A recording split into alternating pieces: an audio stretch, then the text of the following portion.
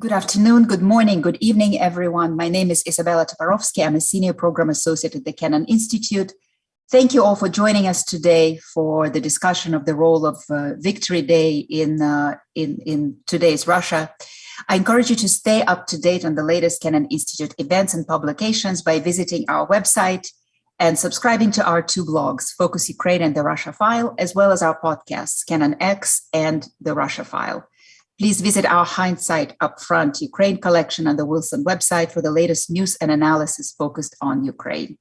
If you'd like to ask a question during the course of our conversation, you can submit it via email to kennan@wilsoncenter.org, via Twitter @Kennan Institute, or on our Facebook page at any time. Please include your name and affiliation when sending questions. I will begin by introducing our speakers and giving them an opportunity to deliver some remarks before we turn to questions. So let's start with Dr. Ivan Kurila. Ivan Kurila is a professor of history and international relations at European University, St. Petersburg, and a former regional and short-term scholar with the Kennan Institute. His primary field of interest is the history of US-Russian relations, especially during the American antebellum and Civil War periods. In addition, he has organized workshops, published articles, and edited volumes on the use of history, historical memory, and historical politics in Russia and the post-Soviet space. Dr. Kurila has also published articles on relations between the state and society in contemporary Russia, and he's speaking to us today from Russia. Ivan, please, the floor is yours. Yeah, thank you, Isabella, and thanks everybody for joining us. And yes, I feel mixed feelings today speaking about the war memory in Russia and the day of the Victory Day, which used to be the biggest holiday in Russia in the many decades, in the midst of a big catastrophe that we live through. This big catastrophe is a war against Ukraine started by Mr. Putin in February, and that actually already started to influence or to destroy the whole, I would say, the whole building, the whole set of references we had acquired about the war and about the meaning of the war for Russians, for the Russian society, and even for the world as a whole, at least looking from post-Soviet space, looking from Russia.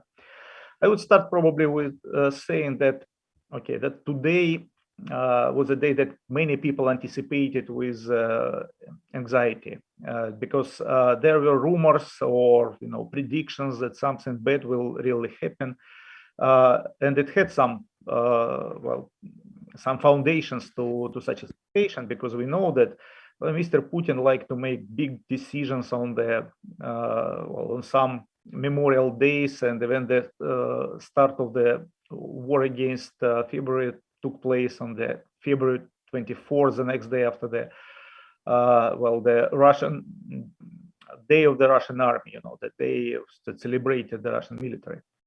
So that is actually not the end of today, but people were expecting that some escalation of the war can be announced today, or either mobilization of the male population, or even the threat of the nuclear or strategic arms, and that is all the people got very nervous.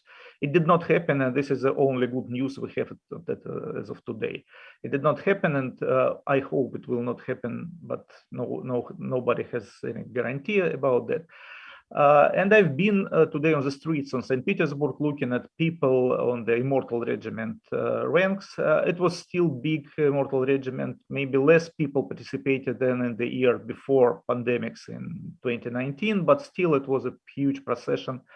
And what I actually noticed there was very few signs of letter Z, and probably Z already get out of fashion in the representation of this war. But what I've seen is a big number, much larger number of the Soviet flags in the procession.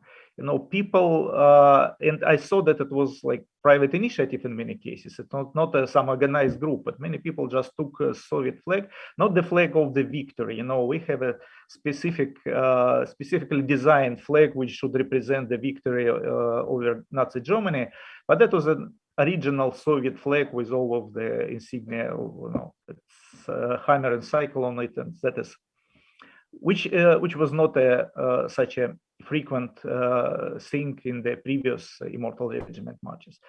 And I do see, well, maybe I'm wrong, but I have a hypothesis why it is so. What is the reason of the reappearance of the Soviet flag? You know that many people during these weeks of the war in Ukraine mentioned and discussed that in many cases Russian army started to use red flags instead of Russian flags, or erect at least at one place they erected a monument to Vladimir Lenin, which was destroyed previously by Ukrainians.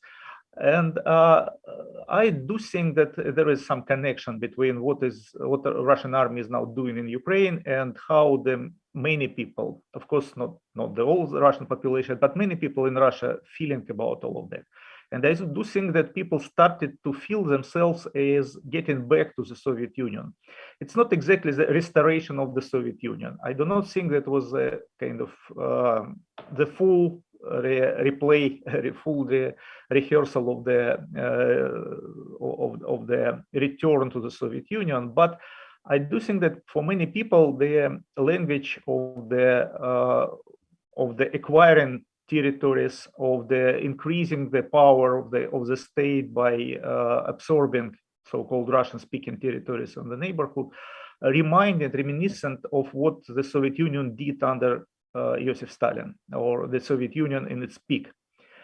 And that is why this spread of the Russian power, which many people consider what is going on like a spread of Russian power, was the return of the Soviet-style foreign policy behavior. And that is why people feel like Soviet flag is well fit for this new old set of references. And the new Russian flag does not fit as well. Does not fit so good, because Russian flag had some different connotations, including the liberal Russia after, when the Yeltsin fought against the Soviet Union. It was a flag of the democratic forces, so it had more complex story. So the Soviet flag made a difference. And let me turn a little bit to the symbolic universe that was created or amended by Putin's propaganda during the last 2 decades, and that symbolic universe which is now tried and challenged by the course of events. You know that the Victory Day, the history of the Second World War, had I would say, 2 major parts. I would say that it had a dual meaning for the Soviet people for several generations, or at least 2 generations. One, that was a memory of the great tragedy. Many people died. 27 million of Soviet people died in the Second World War. Like at least half of them were from the Russian Federation, what is today Russian Federation. Maybe the quarter, or maybe more than quarter, was from Ukraine, and other people, from Belarus, from all the Russian former Soviet republics, but Russians had at least half of those victims. So it was huge tragedy for almost all Russian families, and that is something that everybody remembered. And the human side, this is a human side of the memory of the war, and it was represented and embodied by the veteran gatherings during this last quarter of the 20th century. But in the first decades of this century, the generation of veterans faded away. People became too old to meet. People died, and very few veterans of the Second World War now, still alive, and they cannot, of course, set the tone of the celebration. So we have instead this Immortal Regiment. It was an attempt to regain the human side of the war, but we also see that the state tried, and I would say successfully tried, to regain to gain a control hijack the immortal regiment meaning. There are still some, if you speak about the participants of the ordinary people, they continue to come to the immortal regiment to remember their grandfathers. But representation of the immortal regiment, those who speak on behalf of the immortal regiment speak more and more like a state propaganda. They became part of the state propaganda by now, because the first initiators of the immortal regiment just recently in the late April announced that they have no more, they can be a responsibility for what is going on in the immortal regiment ranks. They finally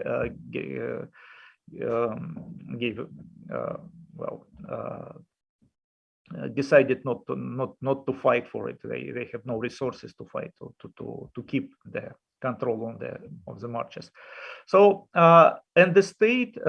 So that was also the second part of this duality, and the second part was, of course, the celebration of victory. That was the greatest victory of the Soviet Union. It probably was the greatest victory of the Soviet people in the 20th century, and that was a victory over the Nazism, over the real evil. And maybe the Soviet Union, of course, Soviet Union was not free country, but it was a good alliance. It was allied to the United States, to the United Kingdom. So it was a great alliance against the common evil, common enemy. And what changed during the two decades before this year was that Mr. Putin's propaganda, or propaganda of the current regime, increased or inflated the celebration, inflated the victory as a victory of Russia, and tried to, well, if not refuse the human side, but try to keep human side as a subordinate to the celebrations. So by 2022, the so-called cult of victory reemerged, and in this case, it was a cult of the victorious Russia, which can repeat. One of the slogans of the day, popular slogans of the day, was "We can repeat." I mean, we can repeat a victory. We can, be victorious over anybody. And that actually created the atmosphere, I would say. They created a set of historical references which made this war possible. And now we have what we have after 2.5 months of the war. We have a beginning of disappointment. I've overheard some conversations on the immortal regiment march today, and people were saying, what I heard from a man probably of my age who was explaining the situation to his fellow friend, saying that literally, I am not against the war, but what is going on is not quite good. It was, the start was, first he called this event war, because despite the propaganda do not want people to use it, but he understands this is a war. And he started to establish his loyalty, I am not against the war, but finally, something going on, not good. And that is actually just the beginning. I do see that people just begin to realize how bad is the situation. I mean, everywhere. I mean, the situation with the morale of the Russian society, situation in military, with military in Ukraine, situation in economy, everything just started to get, it's a long way to get to the brains and feelings of the people. But today on the immortal regiment march, I've at least overheard at least one conversation which says that people are starting to think about all of that. And to finish, I would say that the whole symbolic universe that Putin propaganda has built by 2022 is now starting to collapse, and it's also the whole Russian memory of the war is starting to, well, if not totally collapse, but a big part of it will be collapsing, because what we see, the many ideas that, well, Russia, Soviet Union was on the right side of the Second World War, but now definitely Russia is not on the right side. And how you can survive with an idea that Russia was on the right side of history if you realize that in this case Russia was not. And that is a big blow on the memory of the Second World War, just because, and exactly because the Russian propaganda uses the language of the Second World War to explain to the people what is going on in Ukraine, because they use the same language, strong language, which was used in the 1940s to distinguish enemy and friends, and enemy and ours people. And that is very bad, because with destroying this language as applied, of course not applied to Ukraine, you also damage this explanation, this language as explaining the Second World War and the Great Patriotic War. So I do anticipate that not in a very distant future, the whole memory of the Second World War in Russia will be will survive very painful reshaping. And I do not know, I cannot predict in what direction, but what is clear for me, it could not be kept as it is now, or it cannot return to the Soviet type. It should be something else, and probably much more painful, much more painful for the Russian society, for Russian people. Okay, thank you. I will stop here. Ivan, thank you very much. And I want to welcome into our conversation Alexandra Arhipova, who I'm going to introduce now. Sasha, welcome. I'm really glad that you were able to join us. I know you had some technical problems. Sasha is speaking to us from Berlin. Sasha Alexandra Arhipova is a former George F. Kennan Fellow and a visiting scholar at the Research Center for East European Studies at the University of Bremen. She's a leading expert on political jokes, rumors, and legends, on the concept of money in traditional society, and on the anthropology of protest. She's currently working on a study of infodemia, studying the misinformation that flows through and infects the public discourse, much like a viral pandemic. Her book, of which I'm a huge fan, Dangerous Soviet Things, Urban Legends and Fears in the USSR, written with Anna Kirzuk, won the Liberal Mission Prize for the best analysis of current events. Alexandra, Sasha, please, the floor is yours.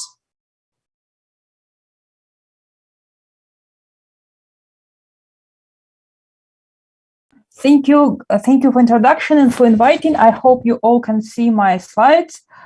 I'm so sorry, it's a little bit of mess because I spent like many hours observing Victory Day rituals here in Berlin.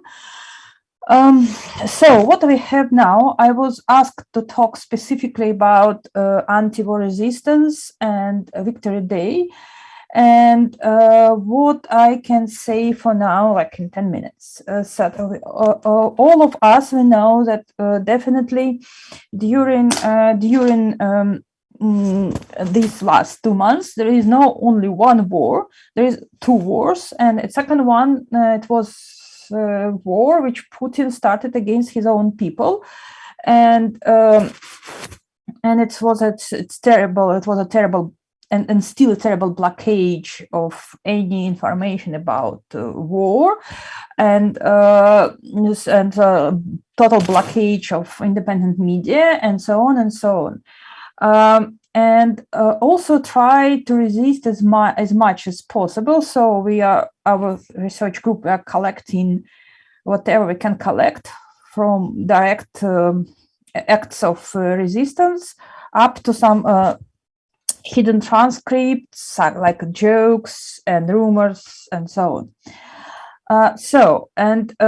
In the first two weeks of when after war started, people were trying to organize different types of direct resistance, and it was quite impossible. And it was in 2 weeks, it became absolutely impossible, especially after new laws appeared against so-called discrimination of Russian troops and about fake news about Russian troops. Literally, it means that you cannot say something like stop this war, no war, any sign of such message, any of these signs can be punishable. So you can get different type of punishments, and some of them are very severe. So now we know that at least 17,000 people got arrested and detained in many ways. And also police use a lot of non-jurisdictional punishments. So in the end, people are started to use another way of protesting. It's what's called Umberto Eco back in the 60s. They called it semiotic war. He described as a terrible society, of future society, when all these media can be controlled by authorities. So the weak, the subordinate groups, they have nothing to do but only to change the message itself. And the people who are doing this, Umberto Eco called semiotic partisans. And what we have now on the streets in Moscow, literally, and especially today, it's another act of this semiotic war. And now I'm going to give you a couple of examples. And people start to use these semiotic tools and to break this cordon sanitaire. Of course, this semiotic war cannot stop the real actual war in Ukraine. But what this semiotic war can do is to break this information blockade and get other Russians out of their comfort zone. So, and acknowledge the existence of real war. And people decided to use different different tools of the semiotic war, especially today in the Victory Day. For those who didn't realize it, for now all the public actions are completely forbidden. You cannot go protesting anyway. So there's no possibility to organize rally or collective picket or something like that. But during Victory Day celebration in almost every city and even village, people organizing so-called Immortal Regiment.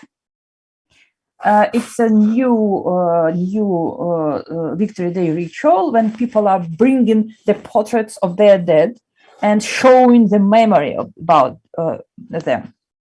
So the semiotic tools for these for today will be following: direct message, and counter messages and coded messages. Let me give you an example of direct message. Direct message, for example, you can see this picture from Nizhny Novgorod. It's a banner which was put in the beginning of the day. It says "fuck the war." So it's a typical direct message. Another way to protest is to sabotage, to ruin the traditional Victory Day rhetoric. Ivan already talked about this slogan, "We can repeat," which was very popular in the last years. For example, you can see here a T-shirt saying that about Victory Day, and we can repeat. And now today a new graffiti appeared on the walls on the streets of St. Petersburg, and it says here, could we stop? It sounds almost like we can repeat, but the message is quite opposite. Another popular counter messages was especially many people from different cities. They told me that they are going to they're going to participate in this immortal regiment in their cities, but especially they want to ruin it inside, to make these counter messages during this memorial rally. So, for example, this is a picture from Voronezh, and there is you can see a lot of people who are keeping the pictures with their dead relatives, and one guy who is keeping the slogan "Peace." This is a picture from Korolev in Moscow region. A young woman. She made it's like a typical, absolutely typical portrait for this immortal regiment. It's like it has all these details, even it's Georgian ribbon, but on the you can see that instead of this typical phrase "we can repeat," it says here quite the opposite. He doesn't want to repeat. Sorry, not he doesn't. He didn't want to repeat. So it's also a counter message, but it doesn't help her. It was a little bit coded, so there's an attempt of making a coded message, but it was not very successful. She got detained, and now she's in police station.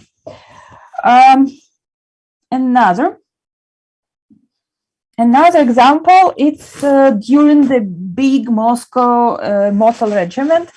One guy, he turned his portrait of his grandfather, and on the other side of this portrait, this slogan, "No new war," and also he got detained. Another attempt was made by local politician from St. Petersburg. He made a slogan, but also quite typical for participation in the Immortal Regiment, but it was Romanchenko Boris Timofeyevich. And what is important, that and also there is a kind of coded message, because this slogan, we remember, it's typical for all these official slogans. But it's said here that Romanchenko, he was a survivor of the Nazi camps. He was 94 years old, and he died this year during this Russian invasion because of the Russian bomb. And so the placard, this slogan is telling his story. And also, he got detained. Also, there is another. Sorry, there is the last example for today. This is one of my colleague from Ufa, and she was trying to protest that way. She make it's like it's a counter messages, which is masking to be almost official message, because literally it said here, like, again, typical picture for Immortal Regiment, and it says here, my grandfather was fighting against fascism. But because of this double message of the word fascism, because from one part of Russia, fascism is now what is going in Ukraine. For the other part of Russians, fascism is what now is going on inside Russia.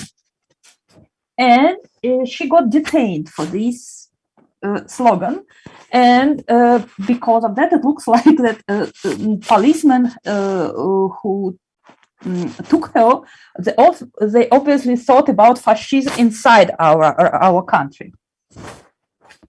So, and I'm going just now while we're talking, I am getting more and more that kind of attempts to organize this semiotic resistance during immortal regiment.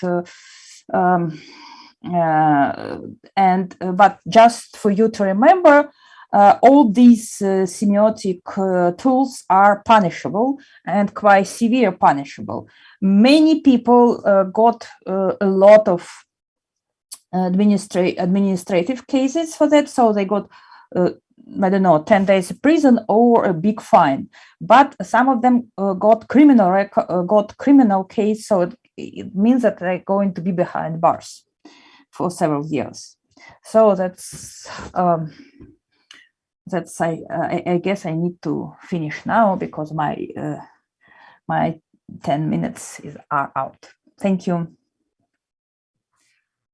Thank you very much, Sasha, and we'll continue after Maxim's remarks.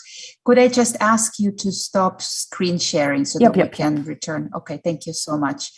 Let me introduce Maxim. Maxim Trudolubov is a senior advisor at the Canon Institute, editor-in-chief for Canon's Russia File blog, and the editor-at-large at Meduza. He was the editorial page editor of Vedomosti between 2003 and 2015 and has been a contributing opinion writer for the International New York Times since the fall of 2013. I want to remind you, if you have questions, please submit them to us by writing via email to canon@wilsoncenter.org, via Twitter @Canon Institute, or on our Facebook page at any time. Please include your name and affiliation when sending questions. Max, please, the floor is yours. Thank you, Isabella. Thank you for the introduction, and thank you for having me. So I will continue the theme partly started by Ivan, partly by Sasha. I think I find it quite important that we're discussing the symbolic aspects of this holiday today. What I've been thinking about it basically since the very start of this war back in February, that something is changing on the symbolic side, which is not just symbolic and has implications for the actual real world quite directly. This holiday, as I remember it from my childhood, was the most important for my grandparents and my parents, probably almost like a Soviet Christmas or something like that for our Western audiences. And it has, of course, been a Remembrance Day equally, let's say, as importantly as a day of victory, and nothing of the today's victory cult existed at the time. It continued for a long time. It's been transformed in some ways, but basically what's important about it is that for a society like Russia's, a society that has never really had, because of its Soviet experience, because of more than 70 years of complete break with pre-revolutionary traditions, it didn't really have a big tradition that you would pass on to the next generations, like in many Western societies, most societies, in fact. Sometimes it's a religion, sometimes it's customs of various kinds. But in our case, in this broken society, we had this. We had this as in a way as a substitutionary kind of a quasi, almost like a religious thing that kept our society together, or we thought it was that. And I think that the government, the Kremlin, they also thought that. And we sort of it sort of went on questions for years and years. And they basically bet on this. They put a lot of chips on the fact that this thing basically held our society together. And suddenly, somehow subtly, this cult of victory had been creating, fueling for almost 2 decades now. They turned into a cult of war, and all those marching children in military uniforms, disgusting. All of those things, that all this military cathedral that has nothing to do with Christianity. It's a big cathedral, opened I believe last year near Moscow, green and dark with weird imaging inside that even included Stalin at some point. Anyway, so they went really too far in this symbolic messaging that essentially turned an old Remembrance Day into a cult of victory, and then into a cult of war. And still, many people didn't question it, me included, actually, quite frankly, because that was like a habit. That was like a long thing that we didn't really question. And indeed, to a certain extent, it was true that was one thing that we didn't argue about, most Russians, at least, that yes, that was a victory day. Most Russians, I mean, most post-Soviet, let's say, because obviously that was a holiday for everyone who was part of the Soviet Union, May 9th. But what happened after this phase of Russia's war against Ukraine happened is that this whole picture became distorted. It started to crumble, ruin, because of the nightmare that is happening in Ukraine. And it, at least in my case, maybe I'm like the last person to discover this, but what I realized for the past, not like yesterday, but for the past more than 2 months, since February 24th, that the memory of May 9, the memory of the Victory Day, served a certain function in, for the Russian psyche, for Russian society. It shielded it from other parts of Russia's history, Soviet history, that are difficult, that are uncomfortable, tragic, but somehow the very fact that the victory, the memory of the victory, the remembrance of the fallen, somehow allowed most of us, let's say the majority, to feel good about ourselves, feel good historically, feel being, the good guy of history, being on the good side of history, the right side of history. And that ended with the war, with Putin's and, let's say, Moscow's war against Ukraine. I'm not sure how long it will take for this realization to sink in, but I strongly believe that it's a very important thing, that what happens in Ukraine, all the crimes, the terrible things, they could be seen as an evil dream reenactment of the Soviet state, and taken more broadly, the Russian state's crimes of the past. It includes almost every item on the list. Summary killings, deportations, occupation, cleansing, propaganda, forced labor, torture, you name it. Look at any history of the Soviet, and actually, the Imperial Russia's history as well. You will see violence against neighboring nations that Russia, and particularly Soviet Russia, has never hesitated to use in case they felt some disloyalty or just wanted to take over for whatever reasons were at hand at the moment. And all Russia's neighbors from the former Soviet bloc will remember that. And what is interesting that when you talk to people particularly in these countries from Eastern Central Europe, who have direct foreign first-hand experience dealing with the former Soviet power, all the memories of these things happening,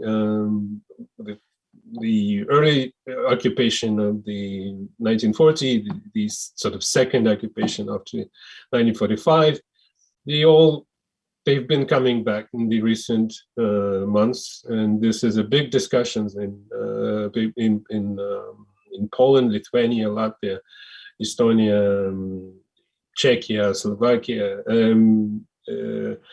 even Hungary, which is a difficult case, obviously, because they just voted for Orban. But Hungarians do remember 1956, and it's a big subject. Anyway, so what we are in a moment, in a kind of historical moment of reassessment of Russia's legacy, not just outside of Russia, but I'm hoping inside Russia too, because the symbolic power of May 9th, the symbolic power of this victory has effectively shielded Russian society from confronting its own history.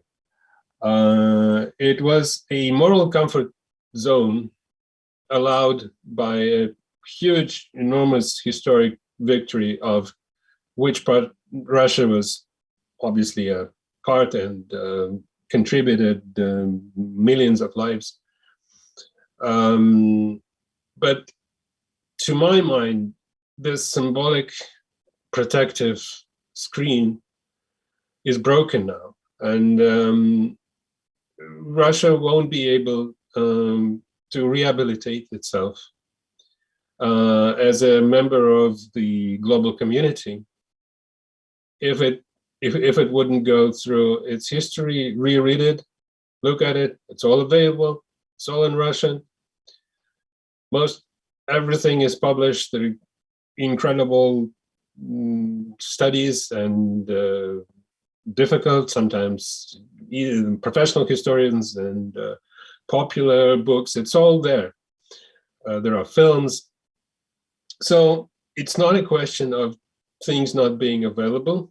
Obviously, some archives still closed. I mean, it will be endless. The study will continue. But the very basics of the Soviet history are well known, well studied, and could be open for review. And that I view as a path forward to Russia. And I don't even want to think in terms of whether this is possible. Are people going to do this? Maybe not. Maybe this sounds far-fetched. Maybe it sounds like a pipe dream. I don't think it's important at this point. What's important at this point is whether this kind of change has a future in Russia. What's important is Russia doesn't really have a future without such a change. So I would just conclude by saying that a symbolic meaning of victory has changed, and Russia is now facing its past in all its complexity, and it's a big task for Russian society to come to grips with it, and then build a future for itself and for its children, next generations. Thanks. Max, thank you very, very much. I will remind our viewers that if you would like to ask a question, please send us an email to cannon@wilsoncenter.org or tweet at us or write to us on Facebook. And I want to ask, perhaps, Ivan, I actually, even when you just finished your talk, I wanted to ask you about whether some rethinking of the meaning of victory and the war was already going on. I think I saw some comments from you in an article today where you were talking, for example, how already when people view what's happening in Ukraine, is causing them to rethink the meaning of the war. For example, with regards to the videos of Russian soldiers bringing trophies, what kind of trophies they're getting and how they are taking them back home. So I have that question, whether that rethinking is already happening. And I think it dovetails with what Max is also saying. So I wonder if you, as a scholar of historical memory, if you would like to comment also, maybe respond to what Max said. Yeah, thank you, Isabella. Indeed, there were several conversations, I would say, Facebook threads about the meaning of trophies. Exactly, many Soviet people, many people in Russia do remember the childhood with something which was called trophy things brought by grandfathers from Germany. And it was never questioned, actually, in the majority of how it how it finished up as a trophies, and what trophy was actually. That was like a kitchen silver or whatever part of the I don't know, books of furniture or whatever trophy. Yeah, it used to it was present in many Russian or post-Soviet families since the memory of the Second World War, something that grandfather brought from Germany after the war. And only after the people looked at the so-called trophies by the Russian soldiers taken from Ukraine and sent back home from nearby Belarusian post office, people started to realize why. And actually, it's clear that this is a loot. This is just, people were looting, and that's trophy is the people things that they took from houses of Ukrainians, or even maybe from the bodies of Ukrainians. And they immediately started to think about that old trophies from Germany. They started to think about that, and that was a very unpleasant discovery. And I saw this threads with people sharing what kind of trophies they did have in their childhood and in their families. Or another story which people in Russia did not like to discuss, but many people were aware of, is the story of German women being raped after in 1945. And that is something that, well, we know that Germans are blaming Soviet soldiers, they probably exaggerate. And on the other hand, the Soviet soldiers, well, had suffered so badly that we cannot blame them. It's a lot of this type of attitude, but it never was in the focus of the discussion. I mean, even among the well, I would say educated part of the society, which very well knew about these accusations. And now, after Bucha, after witnesses of rape in Ukraine, people get back to that. And that is, we need to rethink it. It's, again, this is very unpleasant thinking, but people starting to do it. So it's even the events.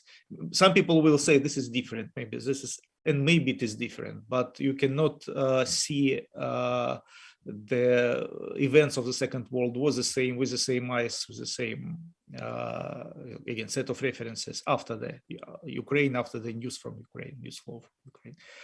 And well, I do support what Max was saying. I mean, actually, in many cases, I also think that this is a and to a large extent, I just was talking about the same phenomena of the change of the Russian attitude. And well, I don't know what to comment here, but if you have more specific question, or if Max will have a specific question to me, I will be glad to add something. Yeah, thank you. Thank you. Sasha, I want to ask you about, I think Ivan was also mentioning that, and we've seen it on the news, that some Russian troops in Ukraine are using Soviet flags. We've heard about kind of the restoring of, at least in one case, of the monument to Lenin. I mean, from your point of view as a scholar of semiotics, is there anything in particular that you make out of that return to Soviet symbols? For example, I'm observing these rituals 2 days in Berlin. today and yesterday, and I noticed there's a huge lot of people coming to celebrate, and Russian people, former Russian people, they don't use letter Z. Our group didn't see it.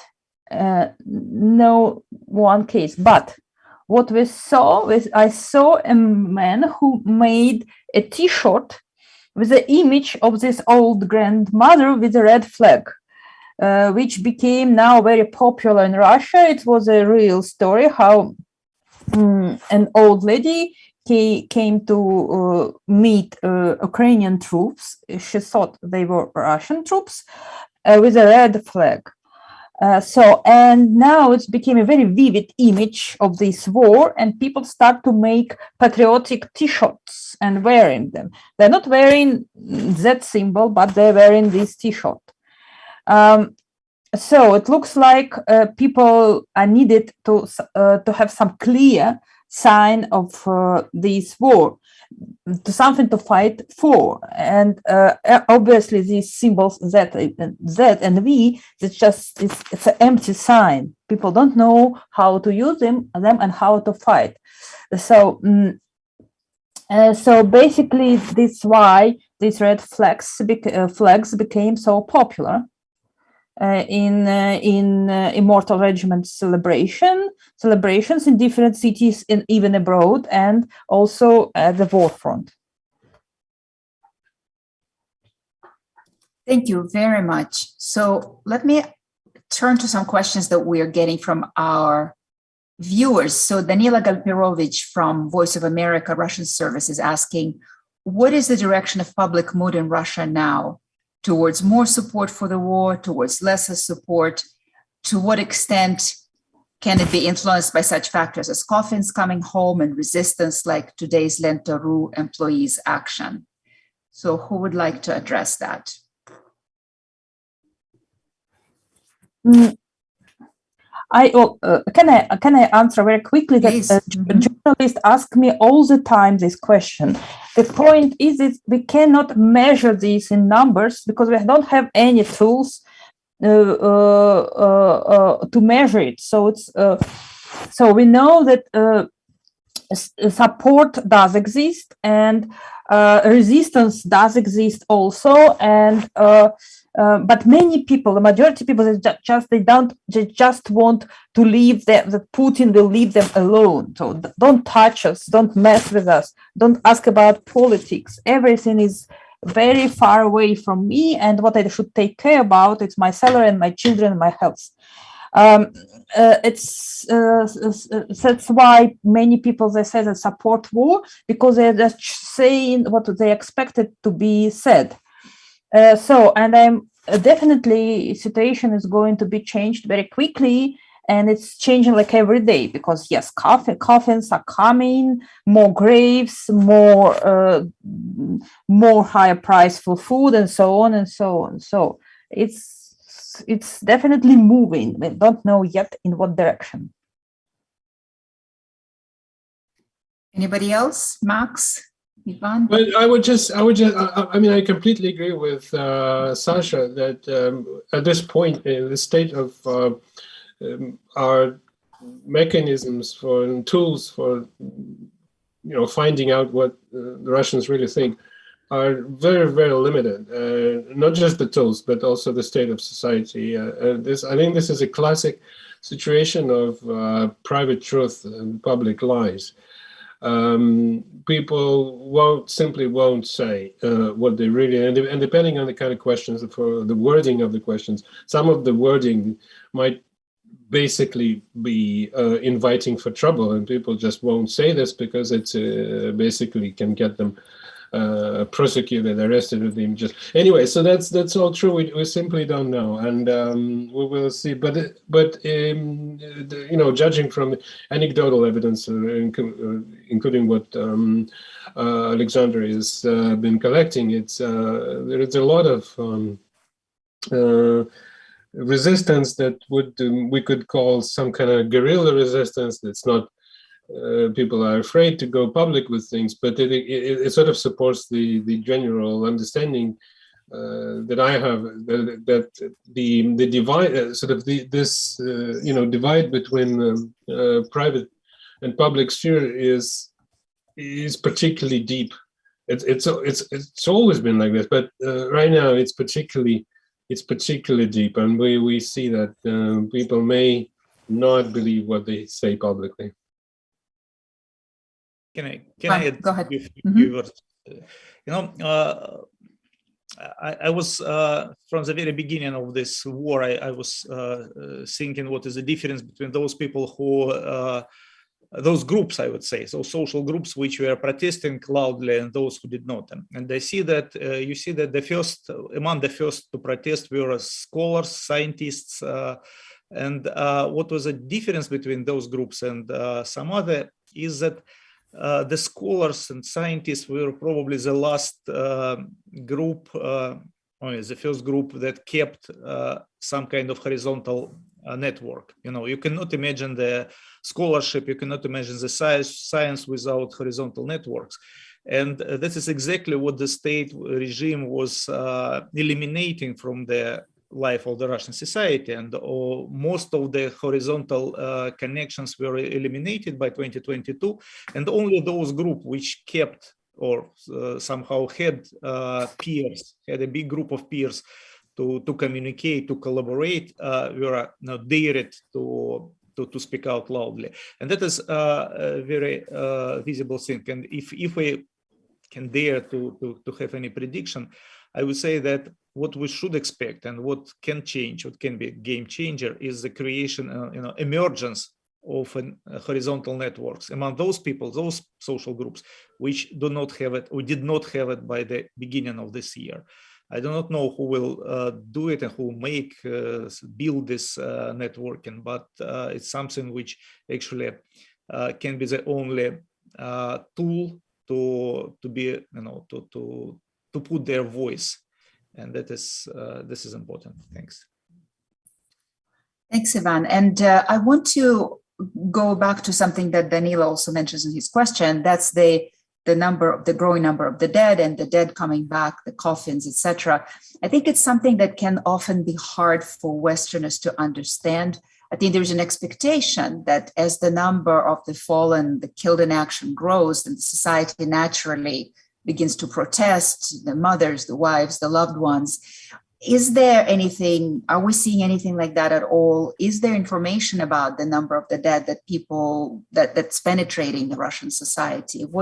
Can somebody talk about that? I was thinking about it, Max, especially when you talked about how all of the kind of crimes of the Soviet society are now coming back and are on display in this war, because the attitude toward the killed in action has always been deeply problematic in the USSR. So it feels like it's another, and also later in Russia. So it feels like that's also a bit of a replay of that. So I wonder if what's happening with that. Sasha, are you looking to? There's enormous attempts to keep this censorship in order. And our Ministry of War, they don't publish any numbers. So the local speakers, like the local head of cities, the local governors, that from time to time they're telling some numbers, and all this even information about funerals, like it's half hidden. So you can visit a funeral of the soldier, but it's like it can be like in Irkutsk, in the very far away, in the very long distance, far away in the park. So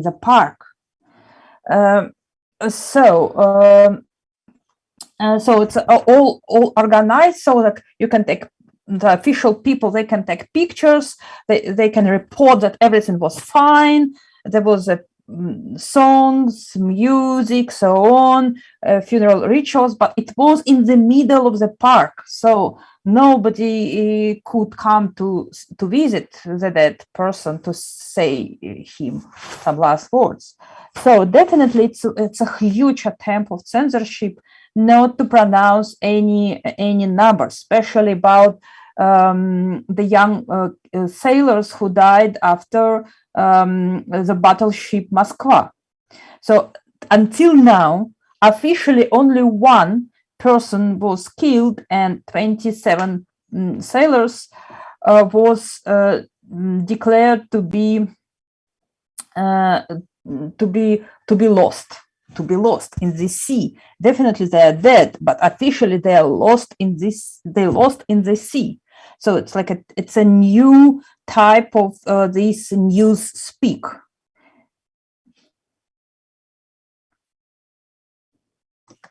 Anybody else? Well, Max, I can make a, sort of a more general point and about the something that I believe is not well understood when people are looking at Russia from a Western perspective. Putin has made, as many has said already, a huge strategic blunder. He wanted to stop NATO expansion. He now has NATO expanding. He wanted to prevent demilitarize Ukraine. Ukraine is now militarizing as we speak, etc., etc. He wanted, I don't know, spread the Russian language. He sees the Russian language is now hated throughout the West, at least, etc. So the goals set, almost none of those reached, and people, analysts in the West say, "What is this? How come this person is still at the top? His power intact. His people, this terrible criminal was still kind of popular, but we don't know exactly, but sort of popular." And well, this is a fair question, but one has to remember that you can't really judge an authoritarian, closed society from a Western democratic perspective where mistakes have costs. Particularly, they have immediate costs very often. A politician making a mistake loses support, eventually loses an election, and may lose all possible reputation and be gone forever out of the public eye. But this is not the case with authoritarian societies where everything is different. There's basically, Russia does have an election, but it's a sham. What's important is that when everything, all the resources, the distribution, the decisions, access to resources, well-being from for regions and for individual people, for rich people, for medium income people, for everyone, depends almost exclusively on one person, on a very close circle of people around Putin. And people just don't behave the way they behave in a free society. They obviously don't go outside for reasons of fear, but also not just that, for reasons of futility of doing that. They understand that the only way they can get anything, let's say, get some funding or for their region, for their company, for some kind of state-run factory, whatever it is, or teachers, their salaries, or doctors, their incomes. The source is in Moscow. It's the Kremlin, and how are you going to rebel against the source of your well-being? So this mindset, at one point, it breaks. That's for sure. It happens, and it will happen, but not at this point. It's too early. I mean, the weight of mistakes and terrible blunder, unfortunately, has to grow even heavier before anything like that happens. Thank you, Max. So we have a couple of questions that I'm gonna kind of blend into one, and they have to do with the sort of the rebranding of 1945 as a Russian victory from Soviet victory. So there is a sort of a corollary of that is the refusal to recognize the Allied contribution to the defeat of the Nazis, or perhaps there was a recognition but an unwillingness to talk about it. And then there's a question of whether by calling it the Great Patriotic War, which of course we know has been the case for decades, but whether that also means that Russians sort of forget that it was part of a world war in which many other groups and actors participated in countries. But I think the core of the question is really about this rebranding of 1945 as a Russian victory and not as a Soviet victory, because that has an added issue of, well, the Russia getting all of the glory of the victory to itself and pushing a lot of the messiness of the war and the victory onto others like Ukrainians and the Baltic states, etc. So I wonder who would like to tackle that. Ivan, please. Yeah, can I start? Thank you. This is an important question. I actually do not think that the term Great Patriotic War is so sinister, because it indeed was used for a long time, and and at least Russian school textbooks do explain what the Second World War and how they relate to each other. The Second World War is longer, and the Soviet Union started it being an aggressor as well. So it's even in the contemporary textbooks. Well, probably teachers do not pay much attention to that, but it is there. But the process of nationalization of the victory and making the victory of the Soviet Union, or even the victory of the anti-Hitler coalition of the Allies, make it the victory of Russia is definitely here. It was for several, for almost 2 decades already. The change in the Russian propaganda, in Putin's language, the victory became more and more the victory of Russians. He several times addressed it directly, saying that, well, other people also participate, but it was the Russians who made the major contribution. And the recent, especially after 2015, 2014 annexation of Crimea, and after 2015, the last big jubilee celebration, he expected foreign leaders in Moscow. He turned to speak about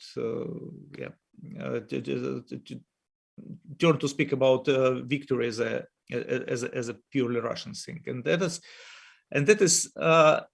changes the whole understanding of victory. First of all, we all know that it was not only Russians but also Ukrainians and also Belarusians and also people from Central Asia and also Georgians, Armenians, Azeri, and other people who participated, who died, who were heroes, victorious heroes, who liberated, Auschwitz, and who all of the mixture of the Soviet nationalities participated in all of that. Well, including the crimes. They all participated in the trophy looting. Probably that is also something sharing legacy. But Putin take it, claim it's just a Russian thing, and that is actually a very, very different story. And excluding Russia from the Soviet Union and excluding the Soviet Union from the allies, with democracies, actually changes the whole meaning of the war.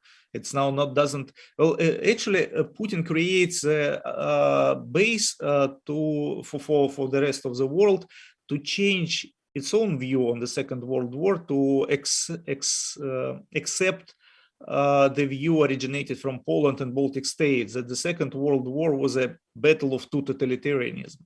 Until recently, it was not universally shared idea. People in Poland did,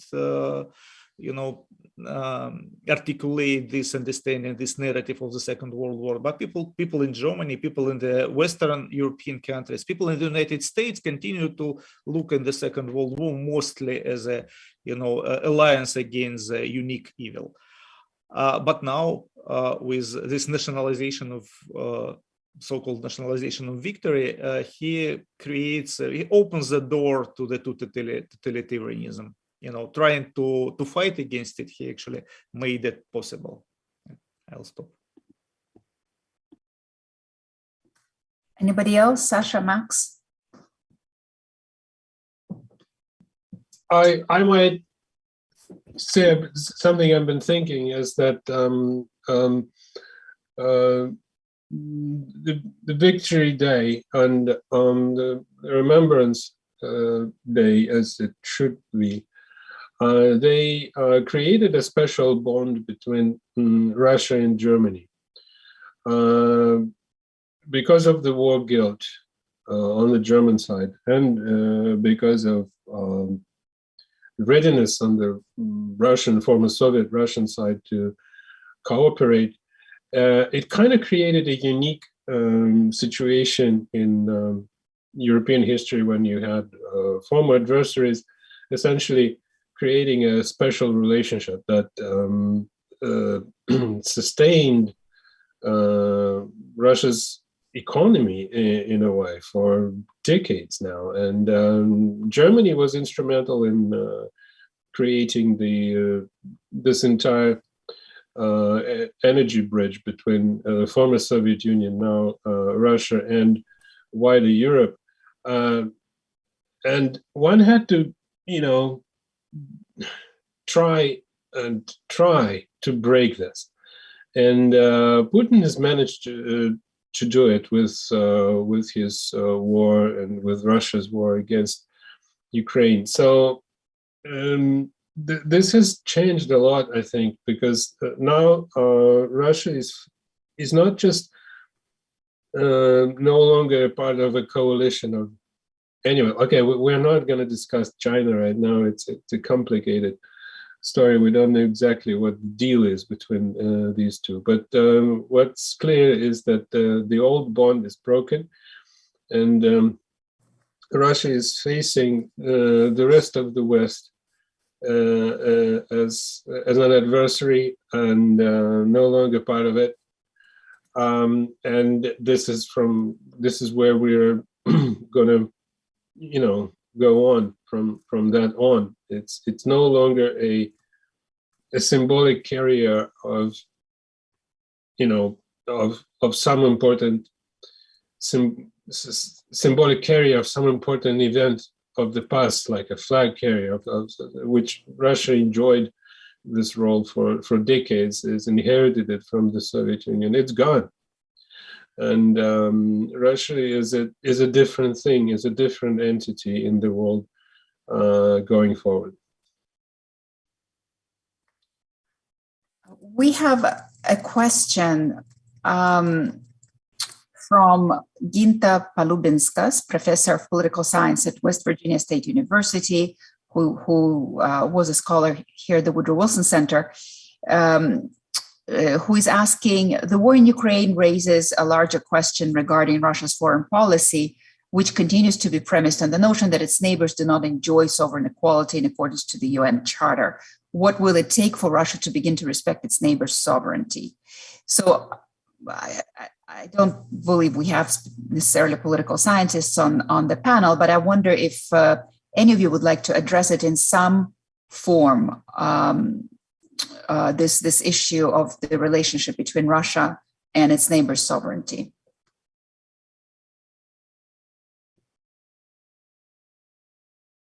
No, I don't know. I'm not a political scientist. It's just Russia. It's a long history of the Russian Empire, later the Soviet Union, treating its neighbors as potential buffer zones or whatever. Depending on the time period, you would call those differently. But the language of saving Russians or Russian-speaking peoples that are outside of the current imperial borders, it's more than, it's like 250 years ago, 19th century had all those stories. The Crimean War of the 19th century, for example, started with the imperial Russia trying to, claiming to be, protecting some Russian-speaking peoples. Anyway, so we had this before. We had this during the Soviet time, and it's this will break only if not just the regime changes, but if Russia changes fundamentally, institutionally, when we will have instituted a separation of the state and society, which I'm sure must preclude any real separation of powers, which Russia does not have, never had. A separate judiciary, for example, a real judiciary that can pronounce judgments, rulings on the state and on people of the state, on officials. Russia doesn't have it, never had it, essentially. So only that. If that changes, Russia's foreign policy changes. Otherwise, if this does, because people will have a say, because then we will have reconstituted Russia as a country that has a society. At this point, it doesn't have, essentially does not have, we can claim we have a society, a civil society. Obviously, we will go. I mean, I've been part of, the media scene for, I don't know how long in Russia, an independent journalist and independent, but sort of institutionally, Russia does not have a society, and Russia needs to create it. If it has a society, it will have a say, and then it will sort of change from within. Right now, if Russia loses, it will stop for a while to harass its neighbors. If Russia is in stalemate, which apparently Putin is aiming at, it will be able to continue. So it's a major issue. No easy answer to that. Can I add something? Yeah, I totally agree with what Maxim just said. Really, the different Russian state, democratic state with control of the society over the state decisions will never start a war against a neighbor. First of all, notwithstanding what Russian people will think about their neighbors, a state would just not go for war because nobody wants actually the war if it's a democratic society. But there is also the other side, which is also important to consider, that Russia, the future Russia, not Putin's Russia, of course, but that Russia that Maxim just described, how it should be organized, Russia should become a member of the wider community of nations. And that is important because one of the points that the Russian propaganda used, one of the development after the collapse of the Soviet Union, which actually helped to Russian propaganda to raise resentment and raise its feelings towards the neighbors, was the feeling that Russia is not invited to the place where the neighbors are invited. I mean, that European integration, North Atlantic integration, both economic, militarily, Schengen zone, everything of that. Russia was excluded from almost everything, and the neighbors were in. And that created the feeling that, well, the former Russian, parts of Russian Empire or parts of the Soviet Union are invited somewhere that Russia was not invited.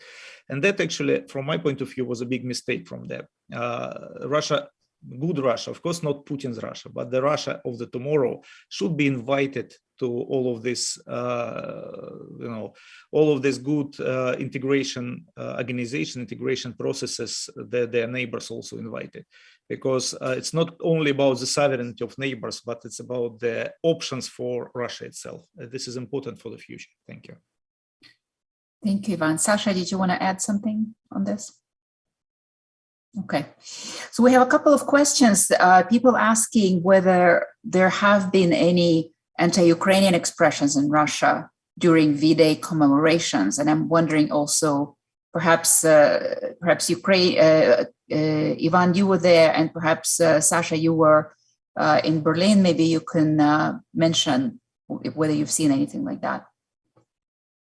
Well, here in Berlin, I heard about it a lot, and my colleagues are reporting just now back from different cities in Russia that yes, there are these feelings.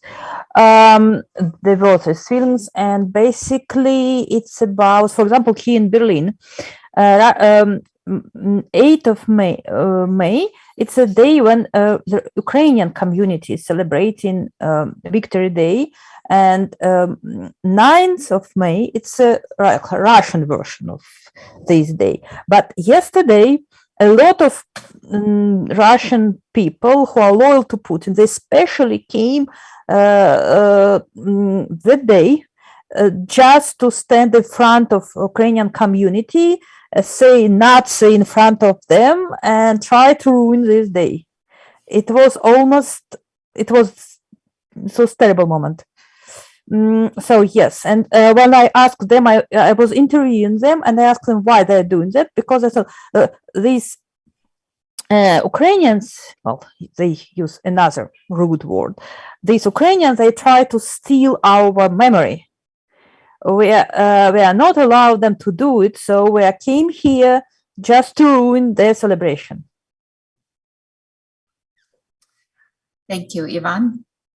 Well, I cannot say that I saw anything like that in the Immortal Regiment, because what my feeling in the Immortal Regiment was that this year it was more strictly controlled by the organizers. I mean, there was no really big controversial. Well, of course, it's controversial if you look from a side, but not well. It was very few signs of Z. There was no mention of Ukraine as far as I see. Well, there were of course the flags of so-called, Donetsk Republic, the flag of so-called Novorossiya, but there is no more, nothing like specifically offensive. I mean, the whole situation is offensive, but not the slogans or not wording of offense to anybody, and that is why I think that that was somewhere else. So that was not an Immortal Regiment, what I've seen at least. Thanks. Thank you very much. And let me ask you a final question. I think all of you confirm, and we know this, that it's impossible to accurately measure the attitude inside the Russian society. But Ivan, as a preview to a piece that we're about to publish, a piece of yours on Russia File, you do see a certain division on Russian social media, right? And I wonder if you can maybe briefly state what it is you see. And I wonder if maybe Max and Sasha will be able to comment on that. And this will be our wrap up for today. Oh yeah, thank you. There are a lot of people, people are anxious because of all of that. And people in the Facebook are splitting and fighting each other with a lot of energy and, or out of their depression.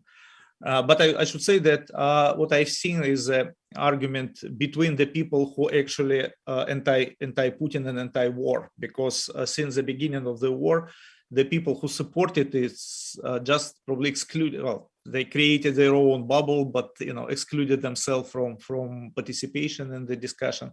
Because I do have a lot of people as friends, Facebook friends, who are on the other side, but they are not active since February. I almost do not see them. But among those people who are against war, who are very critical to the regime, and there are several controversies, several heated debates during the last weeks. And I would say one of the debate was between those who were abroad or who ran abroad in the first weeks after the start of the war, and those who stayed.